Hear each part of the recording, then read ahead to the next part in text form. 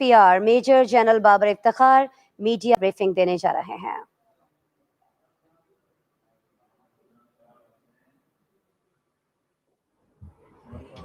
Please like that. Bismillah ar-Rahman ar-Rahim. Thank you very much for being here today. آج کی اس press conference کا 1 point agenda ہے اور basically record کی درستگی کے لیے میں بات کر رہا ہوں۔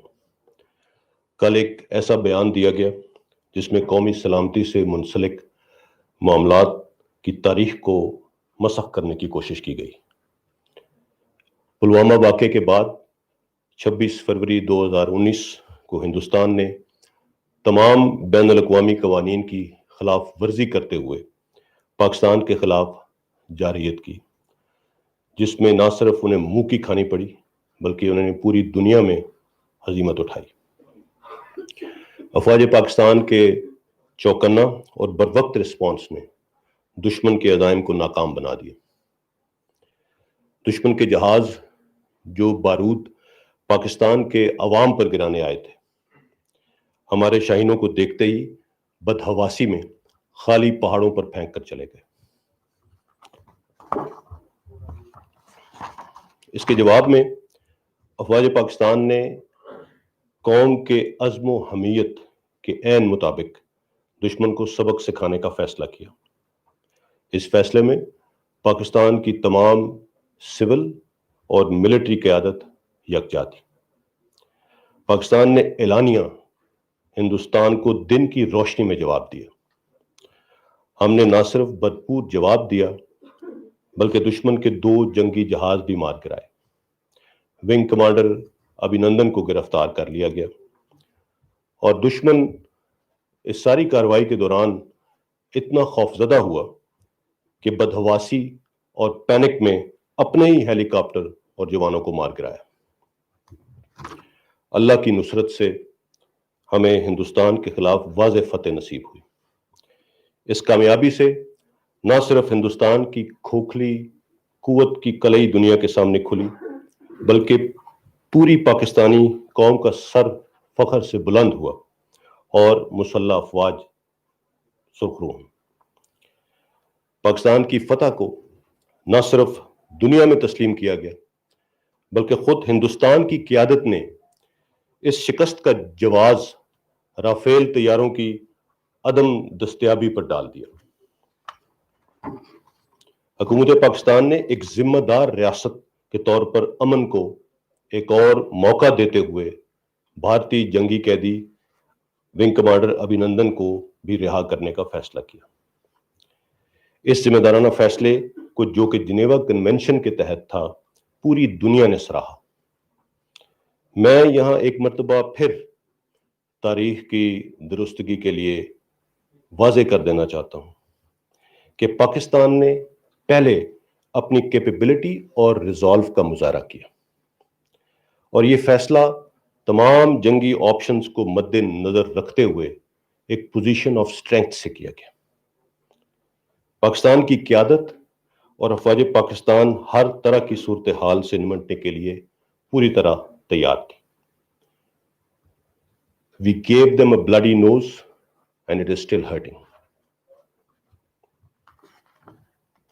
ہندوستانی جنگی قیادت ونگ کمانڈر ابھینندن کی رہائی اور ایک ذمہ دار ریاست کے میچور رسپانس کے علاوہ کسی اور چیز سے جوڑنا انتہائی افسوسناک اور گمراہ کن ہے۔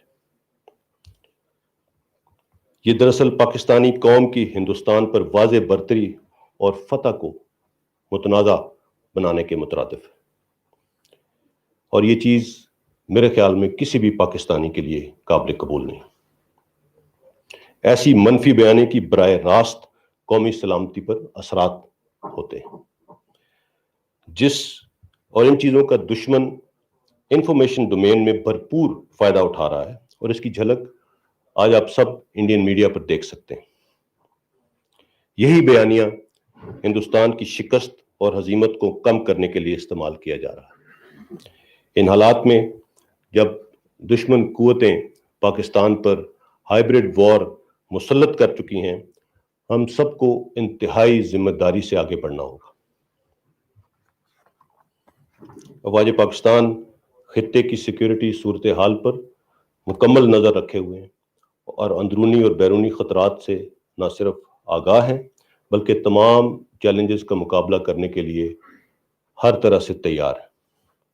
कौम की मदद से पाकिस्तान के खिलाफ हर साजिश को नाकाम बनाएंगे और किसी भी जारियत का इंशाअल्लाह मुंह तोड़ जवाब दिया जाएगा।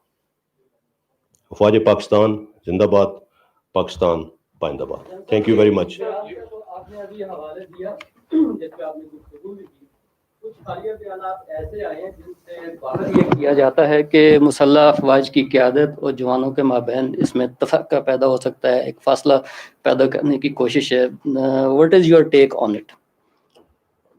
Sorry, I didn't intend to take any questions today.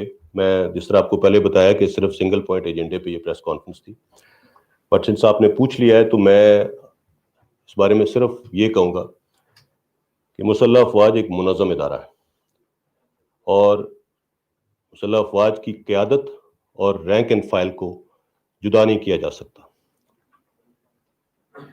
मुसल्लह अफवाज की लीडरशिप और रैंक एंड फाइल में किसी किस्म का डिफरेंस नहीं डाला जा सकता। ये इकाई है और इकाई रहेगी इंशाल्लाह। Thank you very much.